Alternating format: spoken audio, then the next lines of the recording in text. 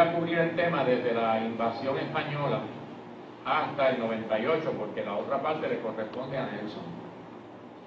No hoy, porque el acuerdo que hicimos Nelson y yo fue que, como es un tema tan amplio, como hicimos la vez anterior cuando empezamos, un solo periodo para estos dos temas no es suficiente. Así es que entonces, pues, yo voy a cubrir hoy el colonialismo desde el 1508, cuando llega Ponce de León aquí, hasta el 1898, básicamente, ¿verdad? Bueno, antes que nada, el colonialismo moderno se define como una acción en la que un país de un nivel militar más poderoso o más grande, ¿verdad?, somete a otro más débil a un proceso de explotación económica y de dominación política mediante una invasión armada y la ocupación de su territorio. El colonialismo en todas sus facetas y manifestaciones constituye usurpación de las tierras ancestrales, despojo de bienes y riquezas materiales, esclavitud colonial y sometimiento político de los pueblos que lo sufren y lo padecen. Vamos a comenzar aquí mencionando uno de los documentos más importantes en nuestra historia, que es el que da inicio a este proceso colonial, que fueron las capitulaciones de Santa Fe. No lo voy a leer, pero lo voy a explicar para las personas que no estuvieron la primera vez. Las capitulaciones, cuando se habla de capitulaciones, es como cuando una pareja se va a casar y van donde un abogado y el abogado, ¿verdad?, hace capitulaciones. Es un régimen económico para la sociedad. Exacto. Gracias. Entonces, es un arreglo, ¿verdad? Se estipula cuáles son los puntos en que esa sociedad va a funcionar. Entonces, en el caso de las capitulaciones, se llaman de Santa Fe porque se firmaron en el pueblo de Santa Fe de la Vega, en España. Es donde Cristóbal Colón ya firma este contrato con los reyes, y en ese contrato se estipulaban las garantías que iba a tener Cristóbal Colón y las garantías que iban a tener los reyes. En el caso de Cristóbal Colón, pues se le iba a nombrar virrey de las tierras encontradas, ¿verdad?, o ganadas, dice el documento, lo que implica que ya había una especie de conciencia de dominación, de que iban a controlar y a invadir tierras, y además a él le tocaba el 10% de las ganancias, de lo que se consiguiera. Esas fueron las capitulaciones. ¿Cuándo y cómo comenzó el colonialismo moderno? El colonialismo moderno comenzó con la llegada de Cristóbal Colón a las islas conocidas hoy día como las Antillas en el 1492.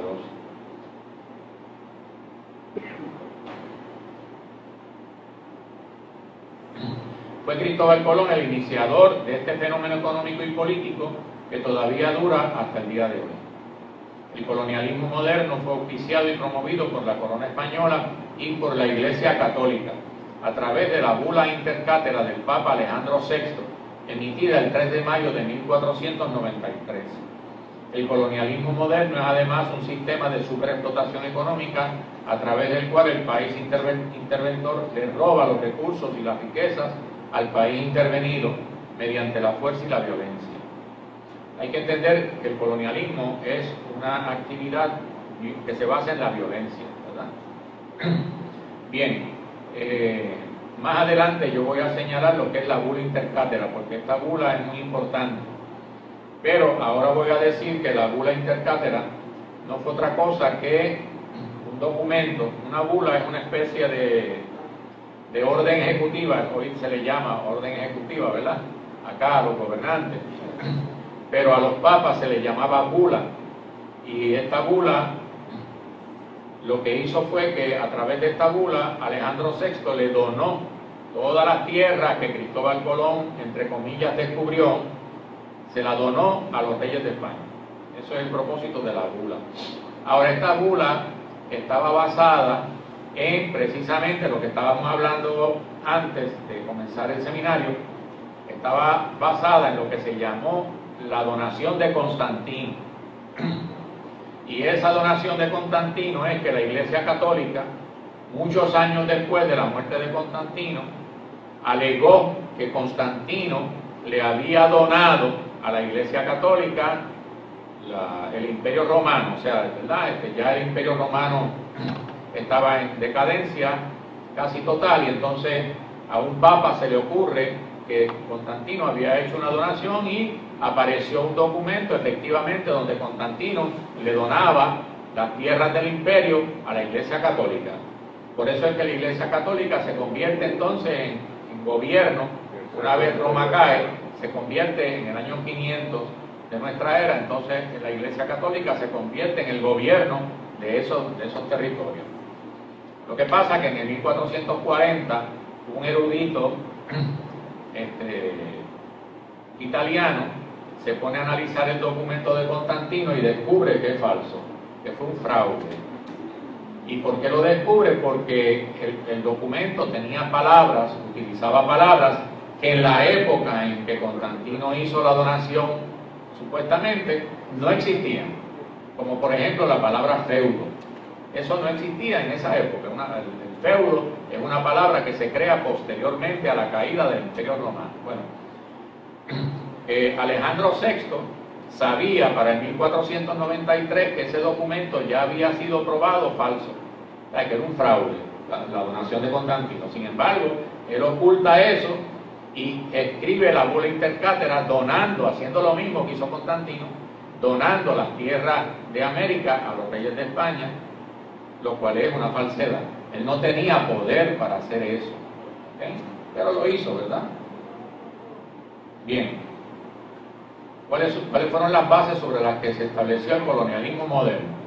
Bueno, a mi modo de ver, el colonialismo moderno fue establecido de manera brutal por Cristóbal Colón en las Antillas durante su segundo viaje en el año de 1493, cuando llegó a Haití, lo que es hoy la Española, con 17 naves de guerra y 1.500 soldados. O sea, ya en su segundo viaje Cristóbal Colón vino simplemente a colonizar, ¿verdad? A invadir. No obstante, las bases para esto las estableció Colón en la primera carta que le escribió a los reyes de España luego de su primer viaje. En esa carta Colón le dice a los reyes lo siguiente, refiriéndose a las islas recién visitadas, cito: y de todas ellas he tomado posesión por sus altezas, quiere decir para sus altezas, con pregón y bandera real extendida, y no me fue contradicho, cierro la cita. O sea, piensen ustedes que la manera en que Cristóbal Colón toma posesión de las tierras, ¿verdad?, que él ha encontrado, es que cuando él llegaba a una de las islas, sobre todo a las Lucayas, que fue donde él llegó por primera vez, a la isla de Guananí, que él le puso el nombre de San Salvador. Entonces él hacía una ceremonia, llegaba a la playa, ¿verdad?, se bajaba de la yola, llegaba a la playa, y entonces hincaba la bandera y decía: tomó posesión de esta tierra en nombre de los reyes de España. Entonces él dice en esa carta, le dice a los reyes que como nadie lo contradijo, pues que él tomó posesión, ¿verdad? Entonces nosotros tenemos que decir, ¿verdad?, que si mañana yo vengo aquí y le hablo a ustedes en un idioma que ustedes no conocen, por ejemplo, le hablo en marciano y le digo en el idioma marciano que de ahora en adelante ustedes son mis esclavos, que su casa y su familia, sus mujeres, sus hijos, sus hijas, y ustedes son esclavos míos, y ustedes dicen porque no saben lo que yo estoy diciendo, ¿verdad? Pero al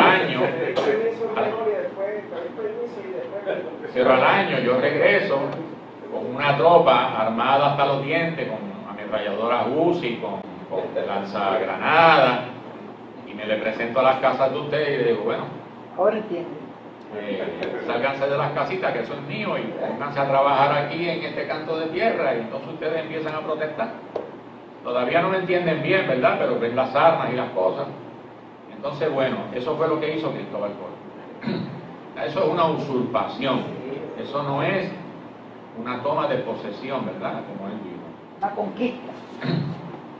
Y más adelante afirma lo que será la base principal del colonialismo, la superexplotación de los pueblos. A estos efectos le dice a los reyes en esa carta, y cito: yo les daré cuanto oro hubieren menester con muy poquita ayuda que ustedes me darán. O sea, que la base del colonialismo era el oro, ¿okay? O sea, la búsqueda de oro. Entonces, cuando él dice, con muy poquita ayuda que ustedes me darán, es el 10% que le tocaba a él.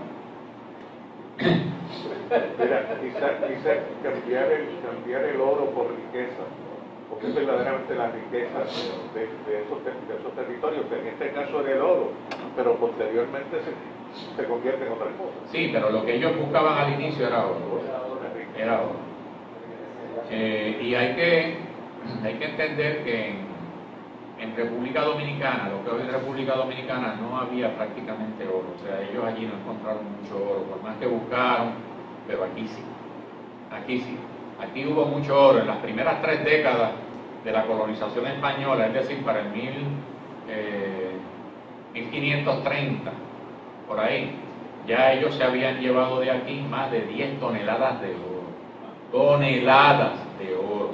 ¿Ok? Por eso es que nos llamaron Puerto Rico, porque éramos ricos en oro. Bueno, en parte por eso, por otras cosas, pero en parte por eso. Bien. ¿Qué hicieron los reyes de España para evitar que otros reinos le disputaran el dominio sobre las tierras encontradas por Cristóbal Colón? Bueno, le escribieron una carta secreta al Papa Alejandro VI, que de paso era primo de Fernando, el rey católico. Eran primos. ¿Okay? Porque Alejandro VI fue uno de los 2 papas españoles que hubo en la historia de la Iglesia Católica, en la que le pidieron que les donara las tierras habitadas por Cristóbal Colón en su primer viaje. Además, le enviaron sendos y costosos regalos y le prometieron una parte sustancial de las ganancias de los negocios que se realizaran en las nuevas tierras. O sea, que eso fue una especie de compraventa, ¿verdad? A estos efectos, el Papa emitió la bula intercátedra de la que ya le hablé, a través de la cual le donó todas las tierras descubiertas, entre comillas, y por descubrir, a los reyes de Castilla y Aragón, por los siglos de los siglos. Amén. O sea, la donación fue para ellos y para sus descendientes. ¿Okay? Ahora sí, ¿qué dice la bula intercátedra? La bula intercátedra fue un documento ley emitido por el Papa Alejandro VI, mediante el cual éste le donó a los reyes de España las tierras usurpadas por Cristóbal Colón a los indígenas. La bula dice, cito, Alejandro, obispo, siervo de los siervos de Dios, al queridísimo hijo en Cristo Fernando y a la queridísima hija en Cristo Isabel, ilustres reyes de Castilla, León, Aragón y Granada, salud y bendición apostólica. Y para que, dotados con la liberalidad de la gracia apostólica, asumáis más libre y audazmente una actividad tan importante por propia decisión, no por instancia vuestra ni de ningún otro favor. Con esta bula lo que él hace es, como ya dije, que le dona todas esas tierras a los reyes de España. ¿Por qué? Porque ya había habido conflictos anteriormente entre Portugal y España, en el reino de Portugal, porque el rey de Portugal, de hecho, cuando Cristóbal Colón llega en su primer viaje, no llega a España. Él tiene que llevar la nave en la que él iba a Portugal, porque lo agarra una tormenta por el camino y no puede seguir para España, se desvía para Portugal, y cuando llega a Portugal, el rey de Portugal, si mal no me acuerdo, Juan II, a quien él había ido primero para ofrecerle la ruta de navegando hacia el occidente, y el rey le había dicho que no, porque ya ellos habían descubierto la ruta del Cabo de Buena Esperanza en el sur de África, y ya habían llegado a la India los portugueses. Entonces, cuando Cristóbal Colón llega en ese primer viaje, el rey de Portugal lo manda a buscar y trata de convencerlo de que le entregue la ruta. Pero ya Cristóbal Colón había firmado las capitulaciones con los reyes de España. Si hacía eso, los reyes de España lo iban a perseguir y lo iban a ejecutar. Y además eso era una declaración de guerra contra Portugal. Y Colón se da cuenta, entonces, como no puede salir de Portugal tan fácilmente, le envía un mensajero a caballo a los reyes de España, donde ellos estaban, con la carta, con esa carta. Y esa carta, los reyes de España tan pronto la reciben, pues en aquel tiempo, la internet de aquella época, no era otra cosa que Radio Bemba. Y entonces, pues ellos mandan mensajeros a todos los lugares que más podían mandar con, ¿verdad?, la noticia de que Cristóbal Colón había descubierto una nueva ruta para la India. Y eso detuvo a los reyes al rey de Portugal, lo detuvo de tratar de obligar a Cristóbal Colón a que le diera la ruta.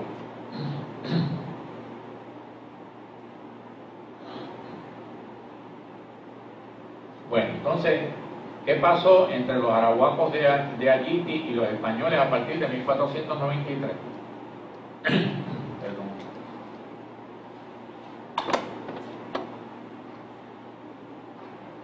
En su segundo viaje, como ya dije, Cristóbal Colón trae 17 naves y 1.500 hombres, entre soldados, clérigos y otros personajes. A su arribo, gracias.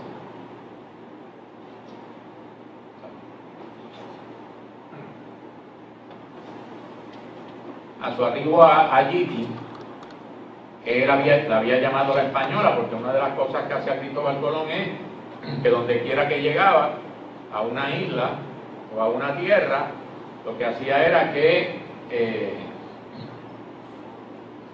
le imponía un nombre castellano, ¿verdad? Entonces, de esa manera, ahí tienen ustedes uno de los primeros efectos del colonialismo.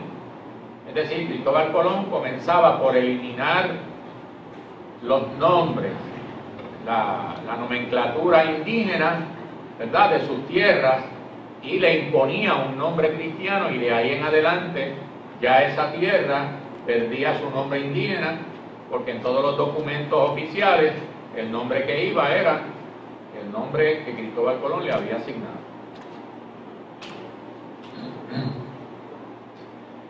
Bueno, a su arribo a Ayiti, la Española, se inicia una guerra entre los arahuacos por defender su tierra y a su pueblo contra los españoles que venían a apoderarse de ella.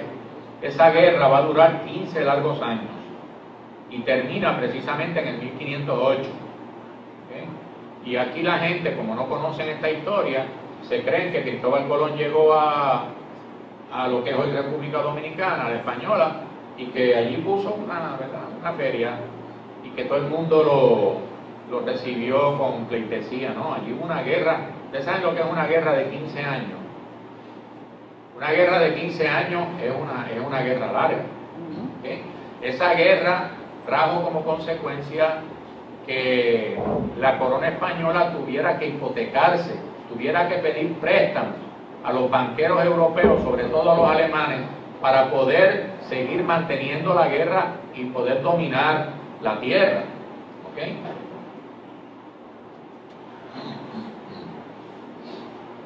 Al cabo de esos 15 años, los arahuacos de Ayiti son derrotados y sometidos a un régimen de esclavitud colonial. Sus tierras fueron usurpadas y entregadas a los colonos españoles.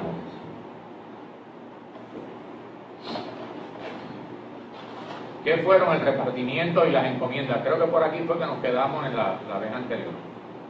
El repartimiento y las encomiendas fueron dos formas de explotación y dominación colonial impuestas por España a los pueblos indígenas de las Antillas.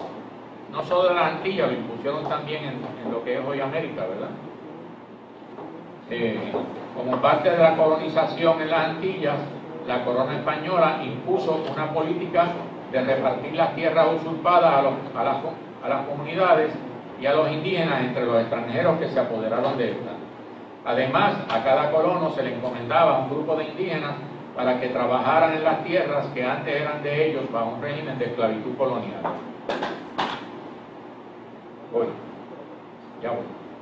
De esta manera, la dominación y usurpación coloniales fueron legalizadas, entre comillas, e institucionalizadas por España. Y ahora vamos a entrar en la parte de explicar lo que fueron el repartimiento y la encomienda.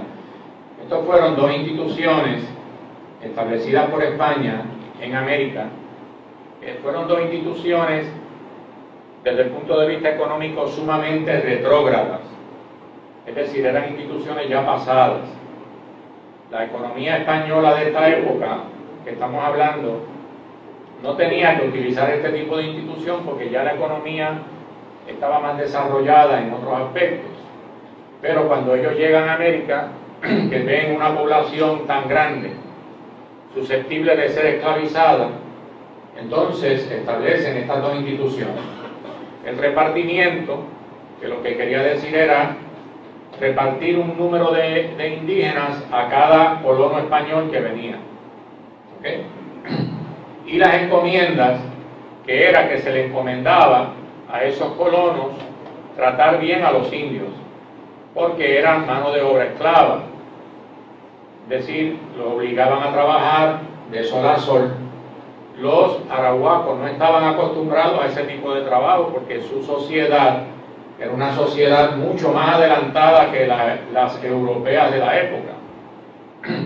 Por ejemplo, en la sociedad arahuaca no existía la pobreza, no existía el hambre, no existían la mayor parte de los problemas sociales que ya existían en Europa, donde habían poblaciones que vivían en la indigencia. Aquí no, aquí todo estaba debidamente regulado o reglamentado y se trabajaba solamente para reproducir la existencia, es decir, la vida. No se trabajaba para explotar el trabajo humano. Entonces la sociedad se dividía entre lo que sí ya estaba reglamentado, por ejemplo, el trabajo femenino y el trabajo masculino. Había trabajos que no hacían los hombres, como por ejemplo sembrar la yuca. Los hombres no podían trabajar con la yuca, pero no era porque nadie se lo prohibía, sino porque dentro de las creencias espirituales de los arahuacos, la yuca era una planta femenina y los hombres no podían trabajar con la yuca porque la marchitaban, y por eso todo lo que tenía que ver con el sembradío de la yuca le correspondía a las mujeres. Los hombres se dedicaban más bien a la pesca o a la caza de animales, las mujeres se dedicaban también a la recolección de alimentos. Es decir, había una cierta división del trabajo. Los hombres sí podían limpiar los predios donde se iba a sembrar la yuca, pero no podían trabajar con la yuca.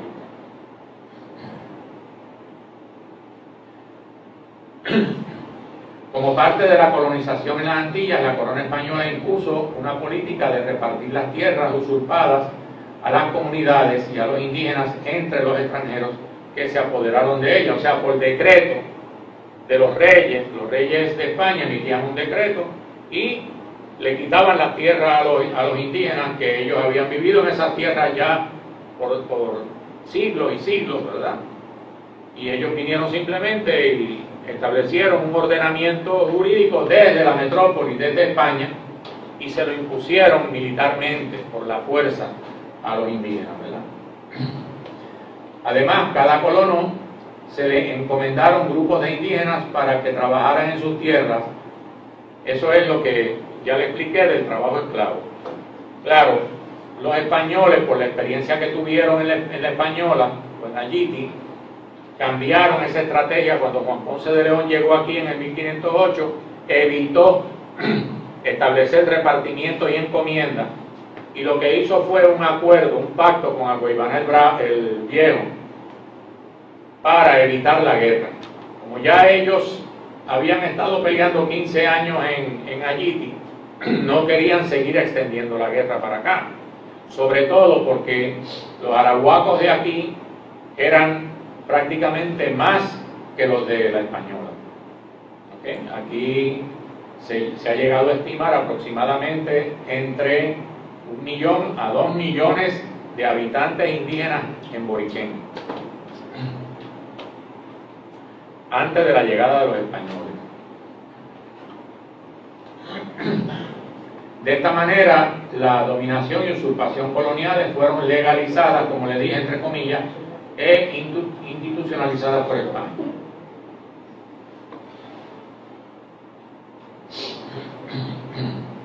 Bueno, ¿qué evidencia histórica tenemos de esto? Esto yo no se lo voy a leer completo, lo que viene ahora, porque es largo, pero sí es importante que por lo menos lo sepamos, ¿verdad? Disculpen.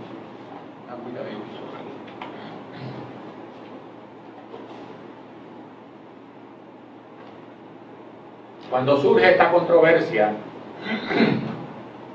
hay un grupo de curas dominicos en lo que es hoy la República Dominicana, en Santo Domingo, y esos curas dominicos se sienten abochornados de lo que los colonos están haciendo con la población indígena.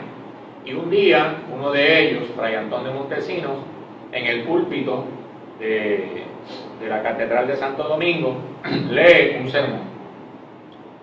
Entonces, con ese sermón se forma un lío entre los colonos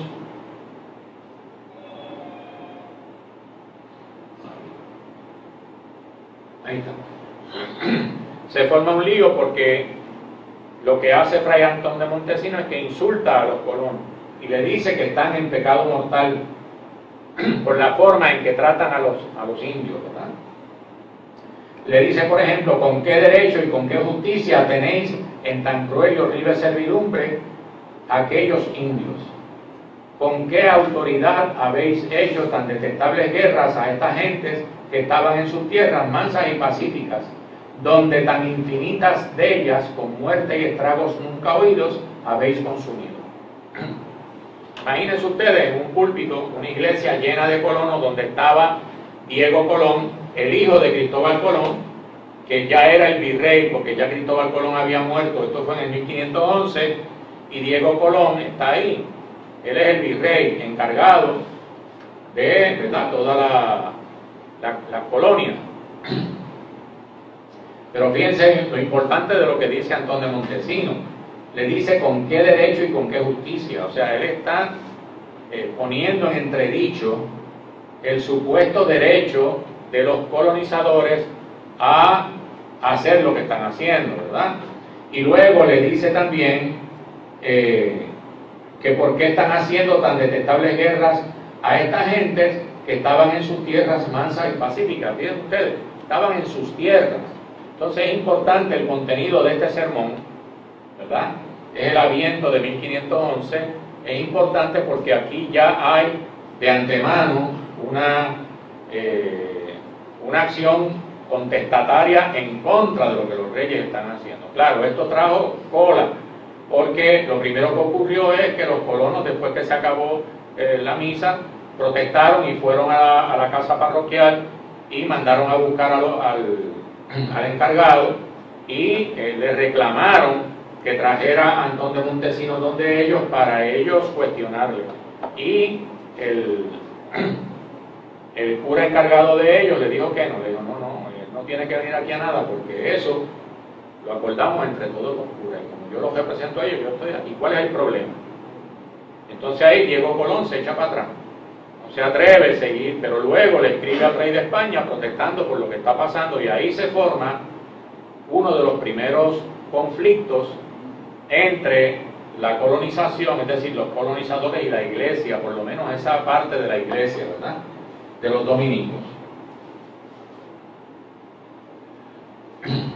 ¿Qué dijo Fray Bartolomé de las Casas sobre esta situación, verdad? Bueno, dijo: todas estas universas e infinitas gentes, a todo género crió Dios los más simples, sin maldades ni dobleces. Fíjense ustedes lo que está describiendo el carácter de los indios, es lo importante, ¿verdad?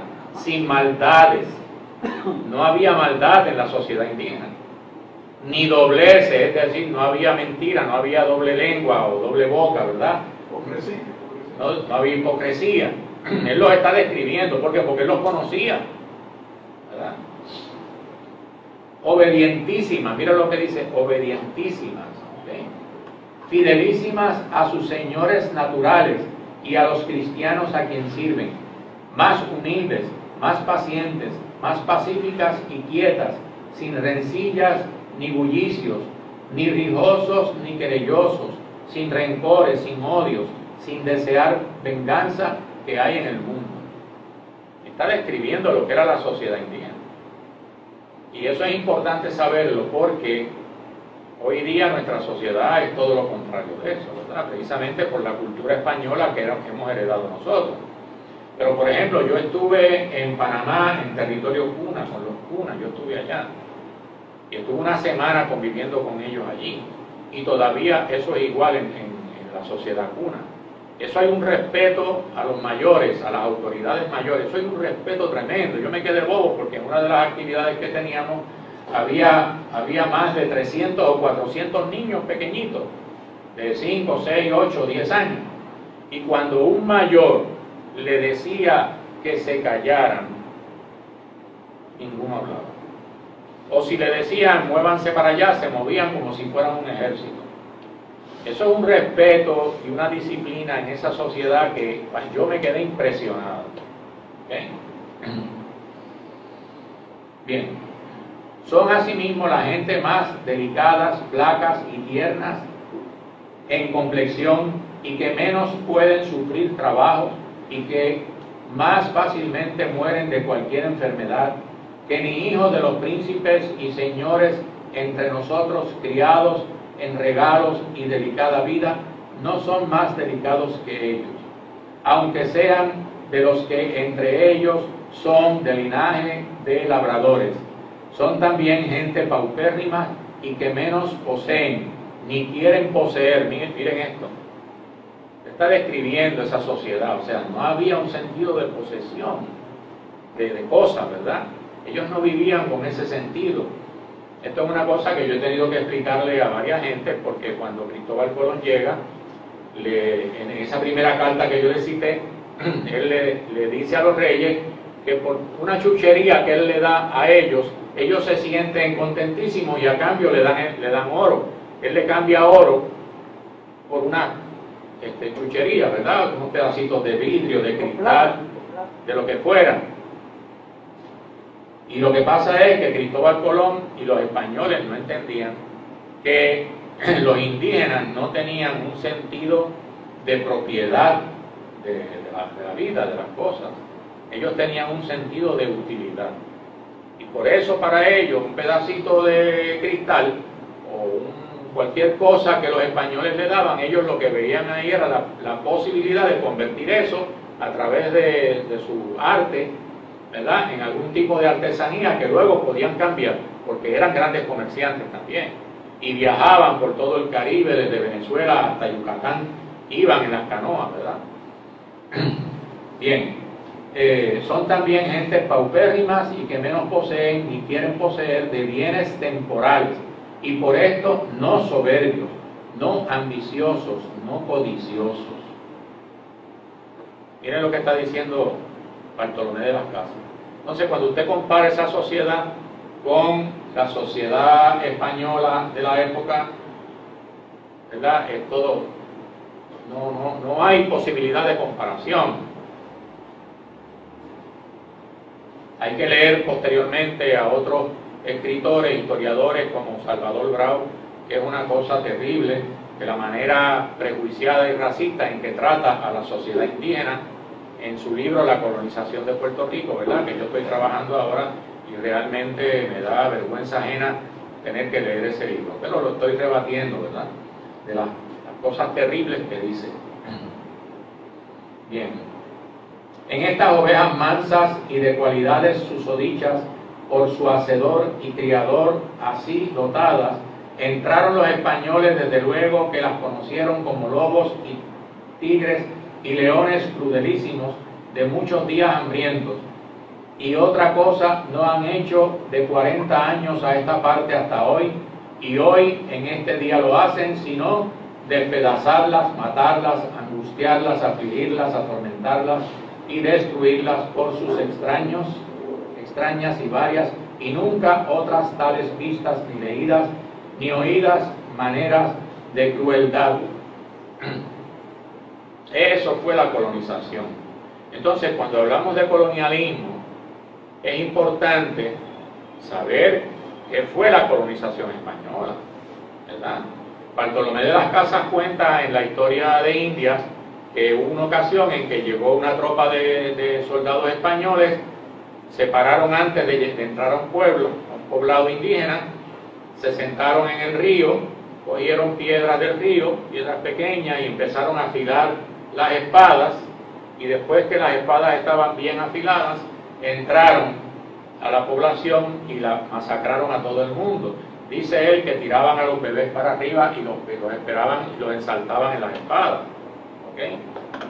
Y luego se los daban a comer a los perros mastines, que eran perros amaestrados de caza también, unos perros grandísimos, así que traían los españoles, que estaban preparados para la guerra. Grupo Canario. Entonces, si nosotros no sabemos esto y no lo entendemos bien, no sabemos lo que es el colonialismo, porque eso está dentro de nosotros ya, de generación en generación. Es decir, esto era un régimen de terror, era terror, y ese mismo terror es el que han utilizado los estadounidenses, el gobierno de Estados Unidos, para mantenernos a nosotros bajo un régimen colonial también de terror. Y eso es uno de los elementos que nuestro pueblo no conoce.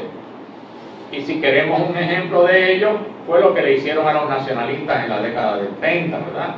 La masacre de Río Piedras, la masacre de Ponce, cosas que eran impensables que se pudiera hacer por un gobernante.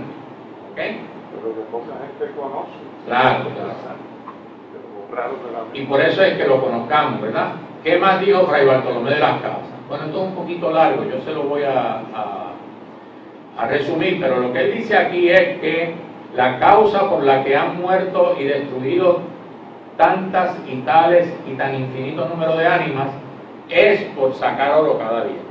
Eso es lo que él dice ahí, ¿verdad? Los españoles lo que querían era oro, y él dice también que lo que querían era enriquecerse para volver a España, comprar títulos de nobleza y subir de categoría social, ¿verdad?, de escala social en España, y convertirse en la gente de más, como Pizarro, el famoso conquistador de Perú, que cuando llega a Perú, al mando de una tropa de españoles, era su oficio en España era ser un puerquero, es decir, un criador de puerco, de verdad. Él criaba puerco, él se dedicaba a eso.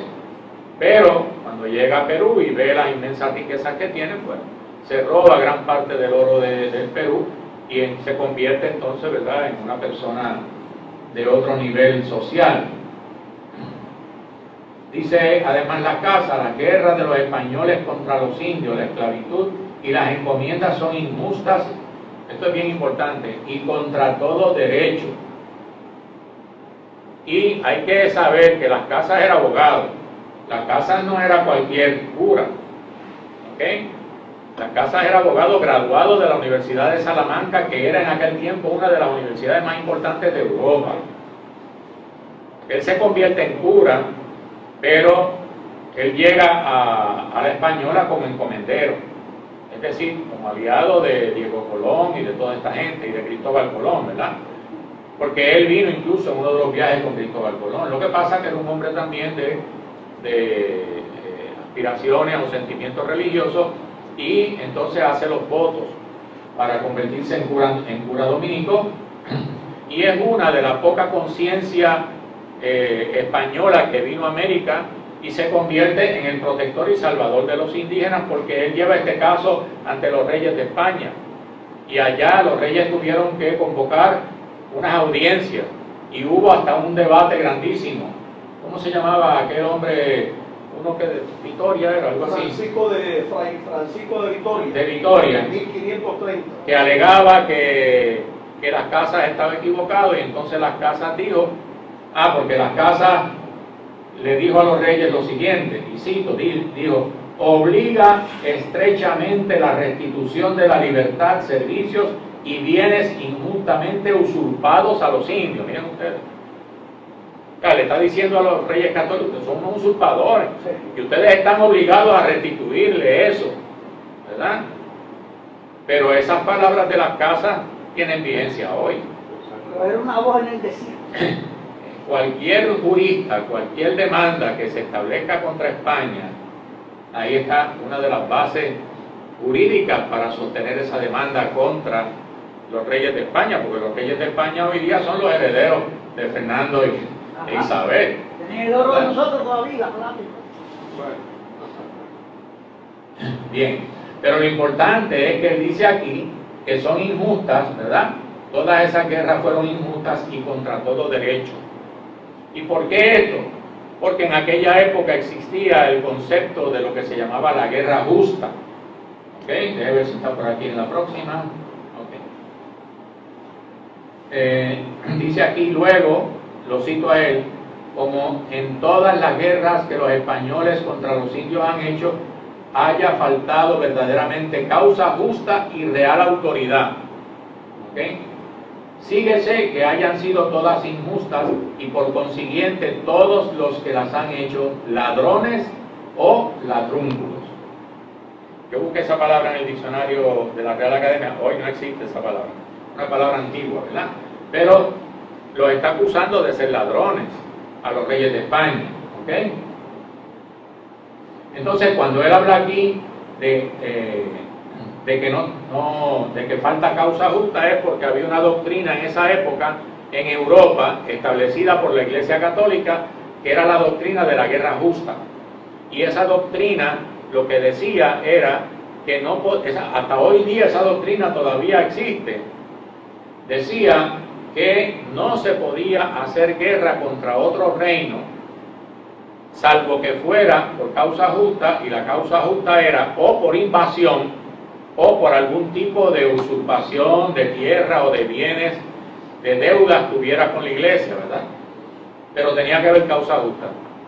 Y eso no ocurrió en el caso nuestro, porque los indígenas aquí no fueron a invadir a España, ¿verdad? Para quedarse con España, ¿no? Bueno, ¿qué ocurrió en Boriquén a partir de 1508? Vamos a ver esto rapidito. Llega Juan Ponce de León en 1508 al Boriquén Arahuaco con el nombramiento de gobernador por parte de la corona española. Se entrevista con el cacique supremo de la isla y jefe de la Federación Arahuaca Antillana, Agüeybaná I, y hacen un tratado de paz. Y esto también es importante que lo conozcamos. Un tratado de paz y amistad conocido como el Pacto del Guaitiao.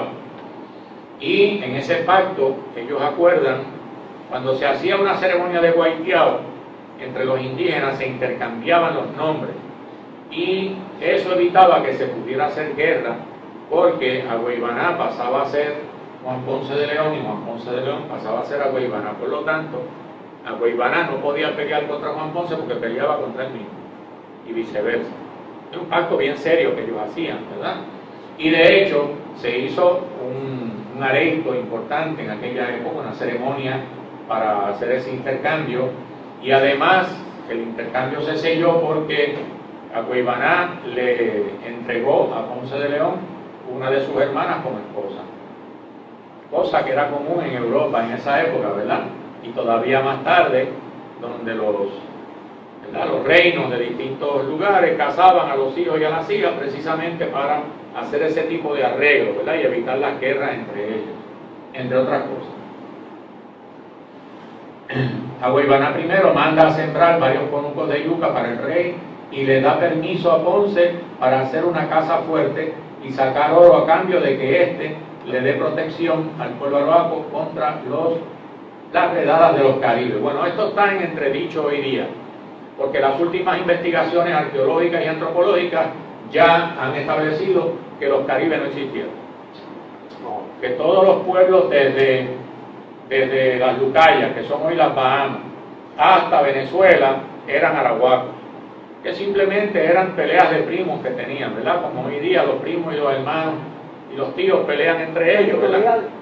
Que eso eran peleas de parientes, pero los caribes nunca existieron. Lo que pasa es que los españoles establecieron los buenos y los malos. Los caribes eran los malos porque eran los que comían gente y los que venían a hacer guerra, ¿verdad? Entonces ya eso está prácticamente desechado. De hecho, Jalixo de Padillo, en su libro, creo que en Agüeybaná el Bravo,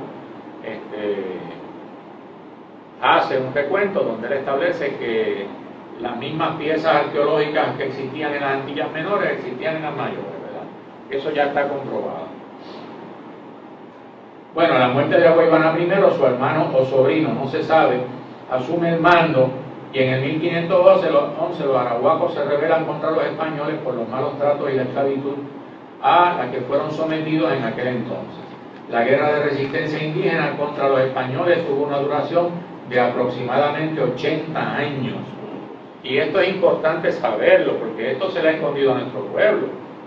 Entonces, cuando usted examina los documentos históricos, se da cuenta que todavía hasta finales del siglo XVI, había guerra entre los arahuacos de aquí con los españoles. De hecho, a Caparra la quemaron 3 veces.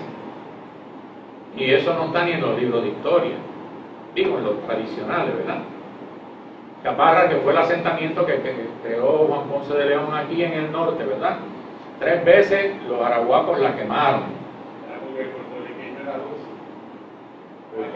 Mira, una cosa. Ahorita, al final. Ok. Está bien, porque si hacemos eso nos quedamos. Okay. De hecho, la insurrección de 1511, que la mencionamos aquí, esa primera etapa duró 5 años.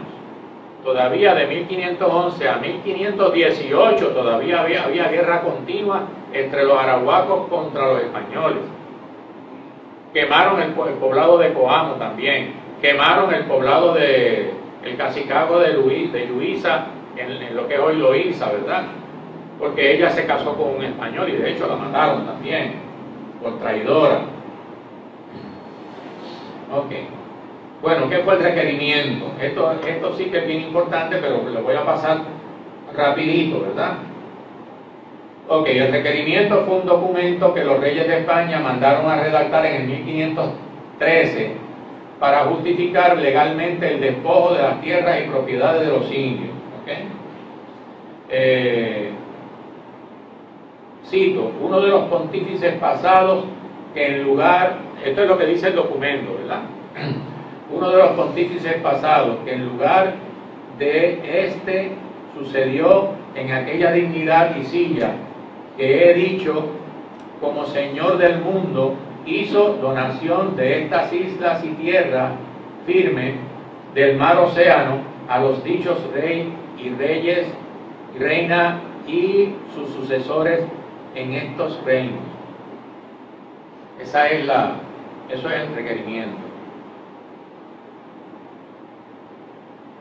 No se lo voy a leer completo, pero el requerimiento lo que hacía era, fue un documento redactado por un jurista español que se llamó Juan de Palacio Rubio, y este hombre, frente a la lucha de Bartolomé de las Casas y los curas dominicos en contra de los encomenderos y de los colonos, entonces se da esta situación tan complicada y de ahí surge lo que se llama eventualmente la leyenda negra, una leyenda donde en Europa los demás reinos empiezan a decir que los reyes de España, de Castilla y Aragón, eran unos abusadores, eran criminales, porque estaban masacrando a las poblaciones indígenas.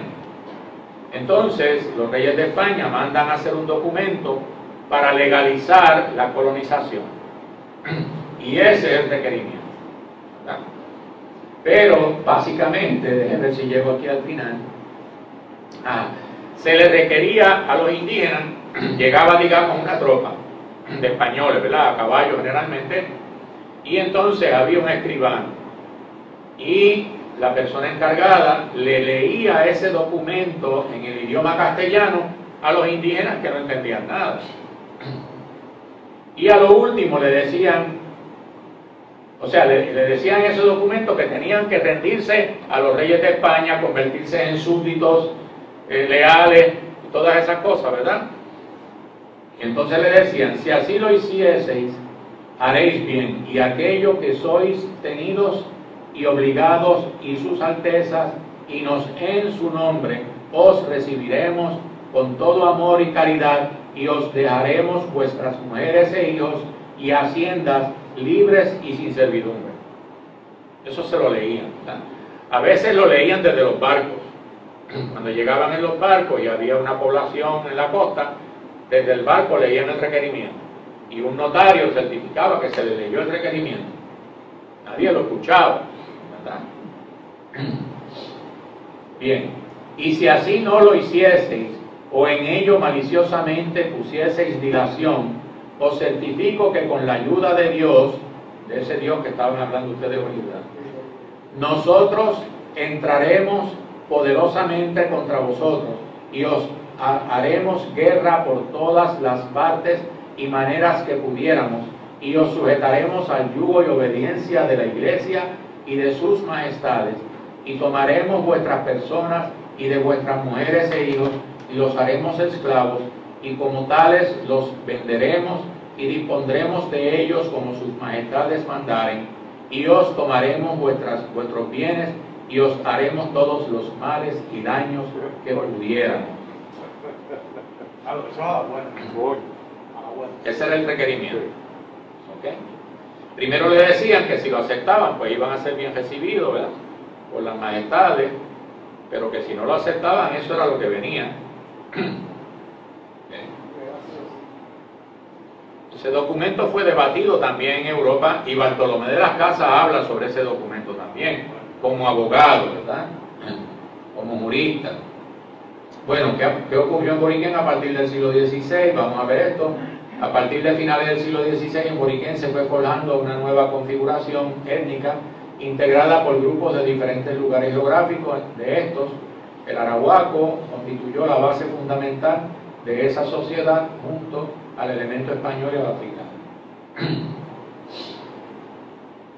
Esto es una cosa que no se ha estudiado y no se sabe, ¿verdad? Y es que aquí hay gente que cree todavía, equivocadamente, que la cultura madre nuestra es la española, y no es así. ¿Está bien? La cultura madre nuestra es la indígena arahuaco. Y si usted se va a correr por la isla y se mete para el interior de la isla por todos lados, la geografía nuestra está nombrada en nombres en términos indígenas. Usted se mete por ahí, por cualquier sitio, y la inmensa mayoría todavía son nombres indígenas. Bueno, los estudios genéticos de años recientes han demostrado que más del 62% de nuestra población posee ADN mitocondrial indígena, lo que significa que para que esto sea así, tuvieron que sobrevivir a la colonización más de 400.000 mujeres indígenas en Boriquén. Miren ustedes, la historia oficial lo que dice es que los españoles exterminaron a los indígenas. Entonces, los estudios recientes de hace un par de décadas para acá, del doctor Juan Martínez Cruzado, del Colegio de Mayagüez, del Recinto Universitario de Mayagüez, y otros que se han hecho, por ejemplo, por la National Geographic. Nosotros hicimos una actividad en Bayamón, ¿verdad?, donde vino un genetista de la National Geographic, boricua también, que hizo estudios similares, y en algunos lugares esto sube hasta el 80% de herencia indígena. Por ejemplo, esa parte de Yabucoa, Macao, Arroyo, toda esa parte de por ahí que tira para las montañas, esta herencia llega hasta más del 80% de sangre indígena, ¿verdad?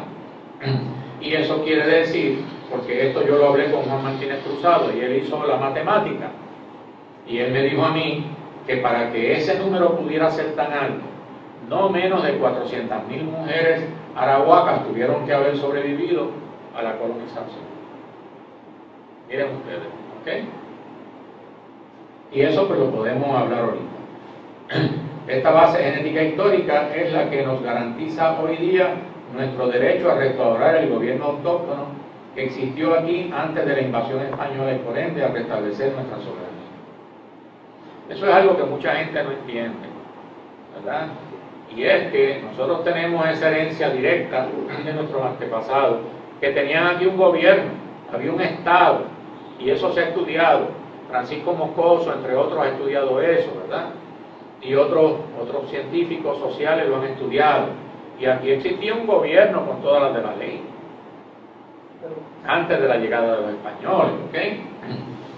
Bueno, ¿cómo se fraguó la identidad boricua? Ya casi estamos terminando. La identidad boricua tiene una larga historia de forjado.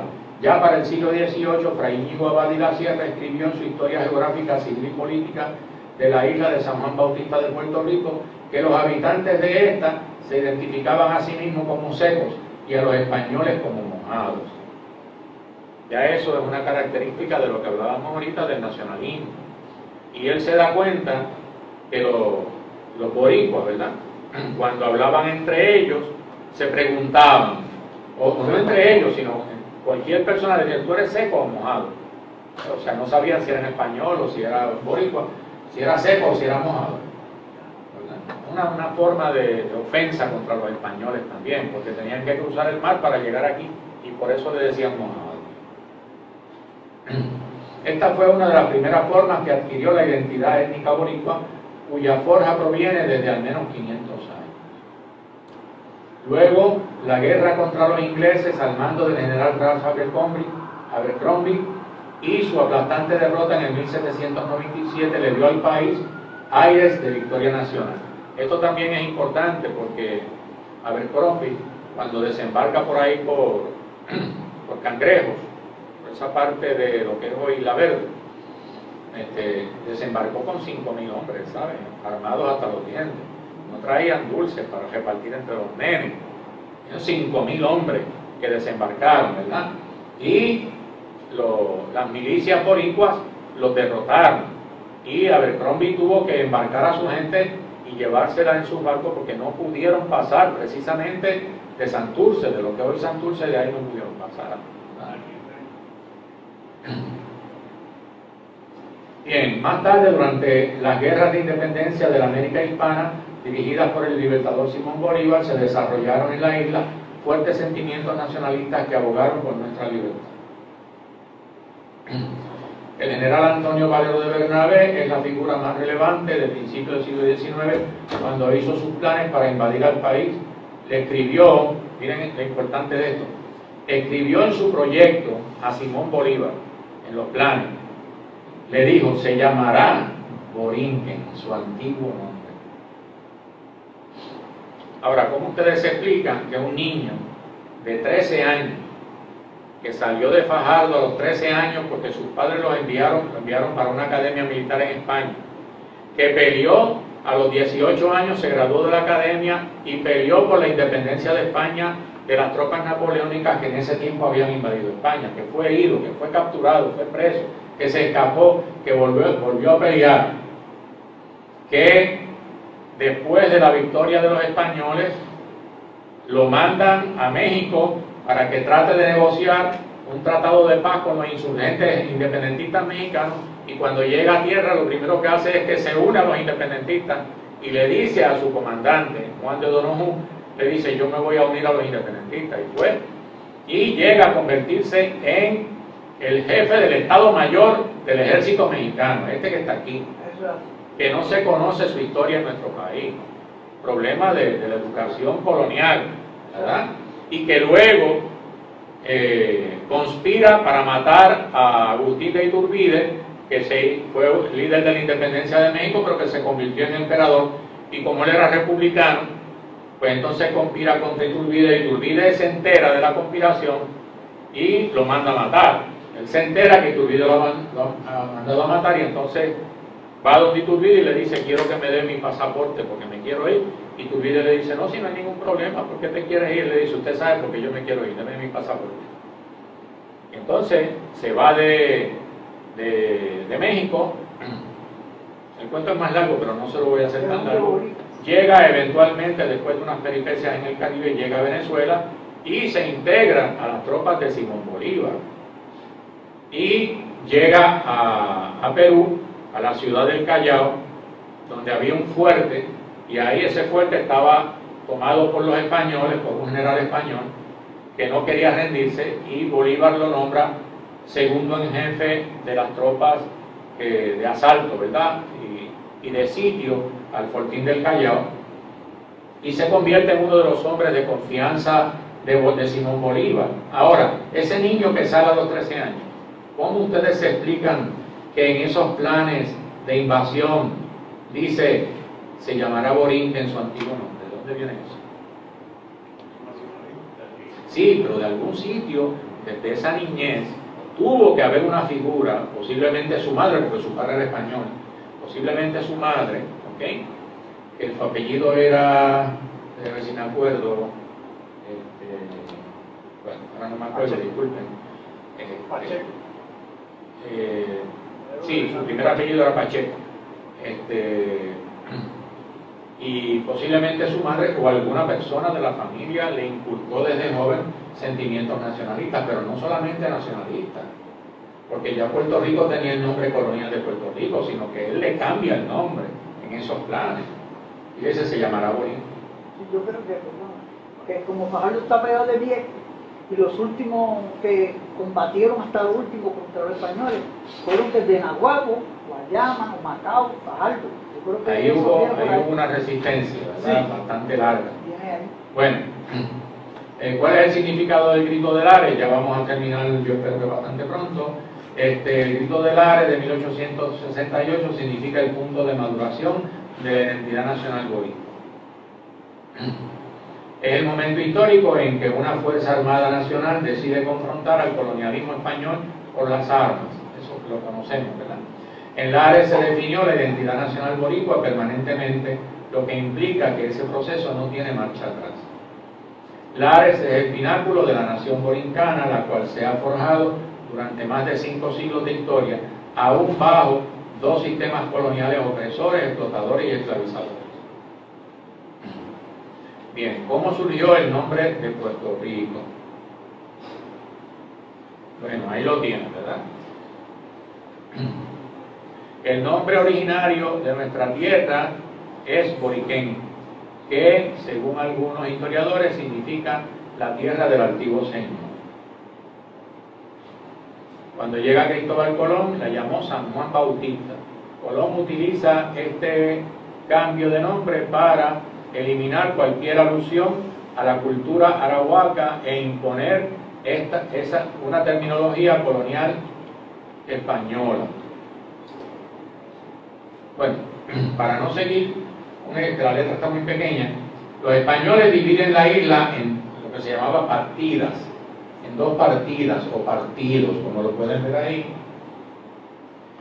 El partido de San Juan era el más grande, iba desde Arecibo hasta Coamo y tenía la ciudad capital arriba, ¿verdad? La ciudad de Puerto Rico. Se le llamó ciudad de Puerto Rico porque los españoles encontraron ahí en donde está Caparra, esa parte que da para la bahía, ahí había un río donde ellos sacaron mucho oro y ahí construyeron un puerto. Entonces los barcos que iban y venían a España y regresaban, cuando venían de regreso les preguntaban allá, ¿para dónde ustedes van? A Puerto Rico. Porque era para ahí que venían, para el puerto, ¿verdad? Y de ahí el nombre, eventualmente, fíjense ustedes, hubo una especie de, qué sé yo, de maña o lo que fuera, ¿verdad?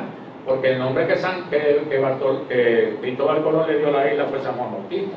Sin embargo, ese nombre nunca se utilizó para la isla, se quedó en la capital, en San Juan, ¿verdad? Y entonces el otro partido, que era el partido de San Germán, ¿verdad? Y así, eventualmente, como la mayor parte de los barcos llegaban a Puerto Rico, ni siquiera a San Juan, a Puerto Rico, ese fue el nombre que se adquirió, pero es el nombre de un puerto, no realmente no, fue el nombre de nuestra nación, de nuestra tierra, ¿verdad? Bueno, vamos a seguir. Comparación de 2 identidades distintas en conflicto, es un error en conflicto. La identidad boricua y la identidad puertorriqueña, ¿verdad? Bueno, esta es nuestra identidad originaria, la boricua, proveniente de nuestros antepasados indígenas arahuacos.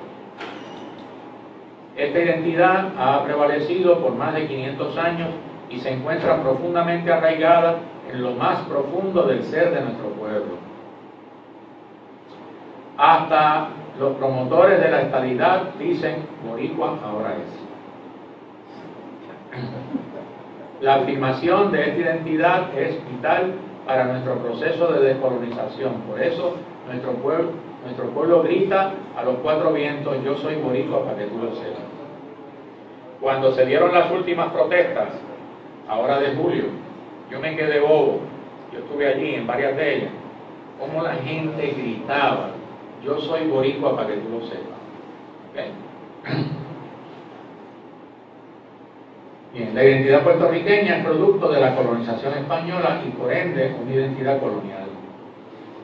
La verdadera descolonización implica un desconocimiento de todo lo que significa ser puertorriqueño. No se torturen en las sillas todavía. ¿Okay?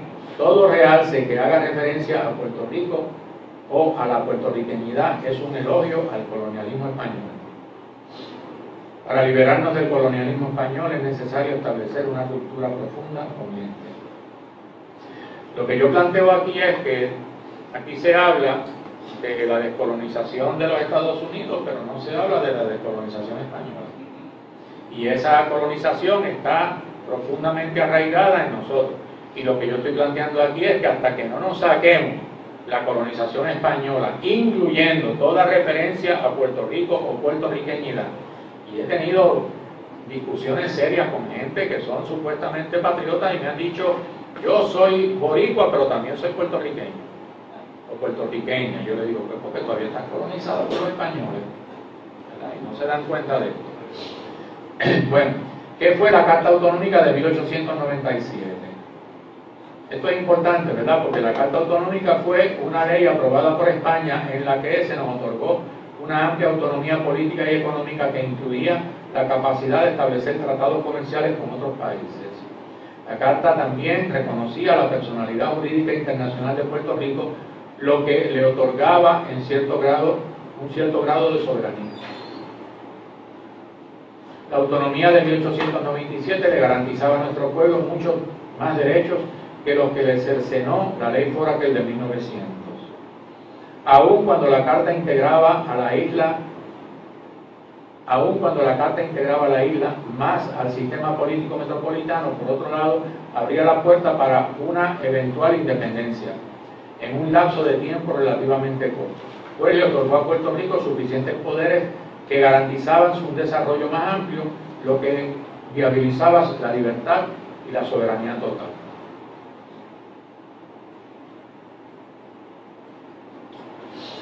La imposición de un nuevo tipo de colonialismo a partir de 1898, ya esto es lo final, las bases políticas jurídicas del colonialismo impuesto por los Estados Unidos, la imposición de un régimen esclavista a través del Tratado de París de 1898, que eso la mayor parte de nuestra gente no lo sabe, pero el compañero Nelson Rochet ha hecho muchas investigaciones sobre eso, él nos va a hablar de eso, ya de hecho en aquella ocasión nos habló, ¿verdad?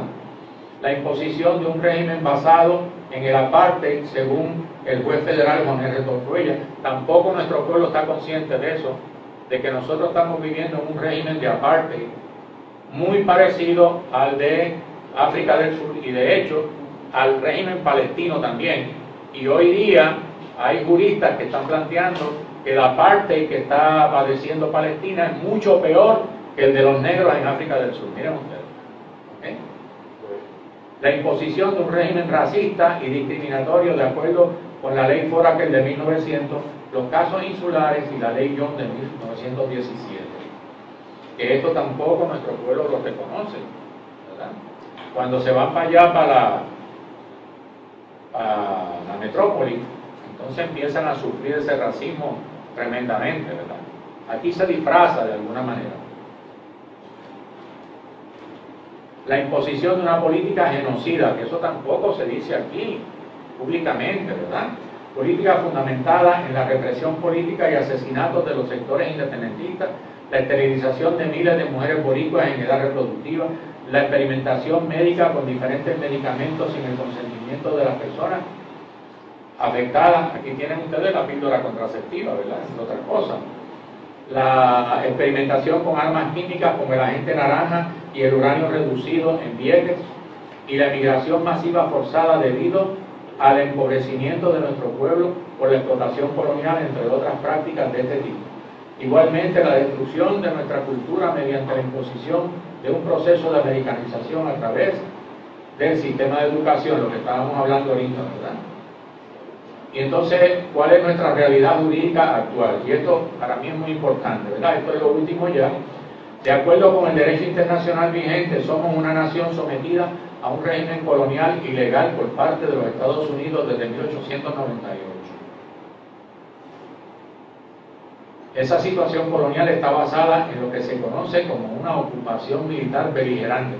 Esto es importante entenderlo, porque en los casos insulares, los Estados Unidos, primero que en el Tratado de París supuestamente España no cede a los Estados Unidos, ¿verdad?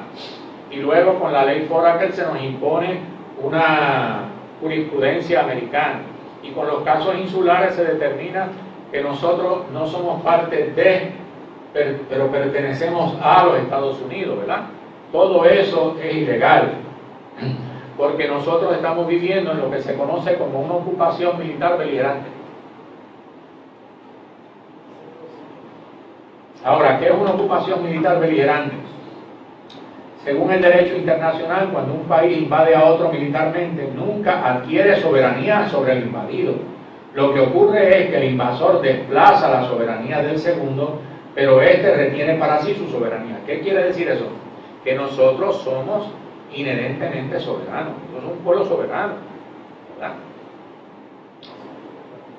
De modo que en realidad somos un país independiente que se encuentra bajo una ocupación militar beligerante. ¿Qué quiere decir esto? Que además de estar reducido a un régimen de esclavitud, que de eso le va a hablar el compañero Nelson más adelante, nosotros somos un país independiente. Esa es la guerra mía, si se puede decir, con los independentistas que luchan por la independencia. Yo les digo, no tenemos que luchar por la independencia porque nosotros somos un país independiente, ¿verdad? Si usted acepta la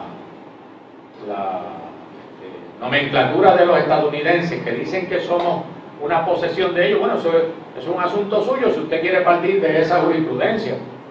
Pero nosotros no tenemos por qué partir de esa jurisprudencia, porque hay otra jurisprudencia, sobre todo en el derecho internacional. Y lo que el derecho internacional establece es que nosotros somos un país que estamos viviendo bajo una ocupación militar beligerante. ¿Saben lo que quiere decir eso? Que nosotros vivimos bajo un estado de guerra permanente. ¿Ok? Eso es una ocupación militar beligerante. Es la misma ocupación de Palestina por los israelitas. Eso es albisurismo. Es la misma ocupación. Esto va más allá del albisurismo, porque Albizu no planteó esto jurídicamente. ¿Okay? Entonces, lo que nosotros, según mi criterio, lo que nosotros tenemos que hacer es luchar o trabajar por el restablecimiento, la restitución de nuestra soberanía, no por la independencia. Ese es el planteamiento, ¿verdad?, que yo hago final para esto. Bueno, aquí termino.